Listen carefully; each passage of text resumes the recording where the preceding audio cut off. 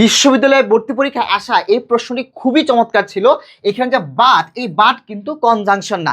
তাহলে তুমি এতদিন যে পড়তেছিলা অ্যান্ড, অর, বাট, এগুলো কনজাংশন, এগুলো কি কনজাংশন না?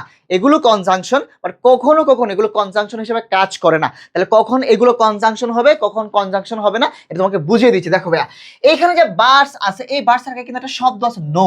এখন তোমাকে বুঝতে হবে নো এবং নট এর মধ্যে পার্থক্য, নো এবং নট এর মধ্যে পার্থক্য। নো এই শব্দটা নিজেই হচ্ছে কি এটা অ্যাডজেক্টিভ, নো শব্দটা নিজেই অ্যাডজেক্টিভ। আর যেখানে নট আছে, নট নিজেই হচ্ছে কি একটা অ্যাডভার্ব। দুটো দ্বারা আমরা কি বোঝাই, না বোঝাই। এখন তুমি বলো তো ভাই, অ্যাডজেক্টিভের পরে কি বসে? অ্যাডজেক্টিভের পরে সাধারণত নাউন বসে। তুমি কি বলো সাধারণত? Good boy. কি বলো? Good boy. গুড হচ্ছে কি অ্যাডজেক্টিভ, বয় হচ্ছে কি নাউন। গুড গার্লও বলতে পারো। তার মানে এটা বুঝতে পারলা যে নো হচ্ছে কি অ্যাডজেক্টিভ। নো কি ভাইয়া? নো হচ্ছে কি অ্যাডজেক্টিভ। নো কি অ্যাডজেক্টিভ, আর অ্যাডজেক্টিভের উপরে কি বসে? নাউন বসে। তাহলে নো যদি অ্যাডজেক্টিভ হয়, তারপরে শব্দটা কি হবে? নাউন হবে। এইখানে যে বার্ডস, এই বার্ডস বলতে কি বোঝানো হচ্ছে? এই বার্ডস বলতে অজুহাত বোঝাচ্ছে। আমরা বলি না যে বাট মি নো বার্ডস, আর কোনো কিন্তু কিন্তু করো না, আর কোনো অজুহাত দিও না। সো এখানে বার্ডস বলতে কি বলতো? এখানে বার্ডস বলতে কোনো কনজাংশন কে বোঝাচ্ছে? একদম না। বার্ডস বলতে এখানে নাউন কে বোঝাচ্ছে। বার্ডস বলতে কি বোঝাচ্ছে? নাউন কে বোঝাচ্ছে। এখন ভাইয়া, তাহলে এই বাট বলতে আমরা কখন আমরা কনজাংশন বুঝবো?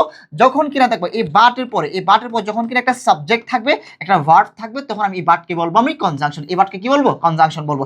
যেমন আমরা বলবো যে হি ইজ পুর but he is honest, but he is honest, এরকমটা বলি না, হি ইজ অনেস্ট। তো এরকম যখন বলি, এখানে বাট, এই বাটের পরে কিন্তু হি আছে একটা সাবজেক্ট, ইজ একটা কি আছে? ভার্ব আছে। তখন এই বাটকে আমি কি বলবো? কনজাংশন বলবো।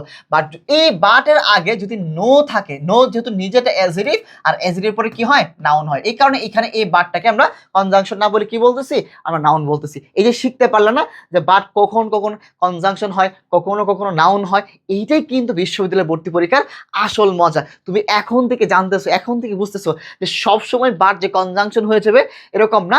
বাট কিন্তু কখনো কখনো নাউন হতে পারে, বা অন্যান্য পার্টস অফ স্পিচ হতে পারে। যে আমি তোমার শুভ ভাইয়া সবসময় একটা কথা বলি যে ঢাকা বিশ্ববিদ্যালয়ের সময় যে কোনো পাবলিক বিশ্ববিদ্যালয়ে চান্স পাওয়া তোমার এখন সময়ের ব্যাপার। এই কথাটা কেন বলি?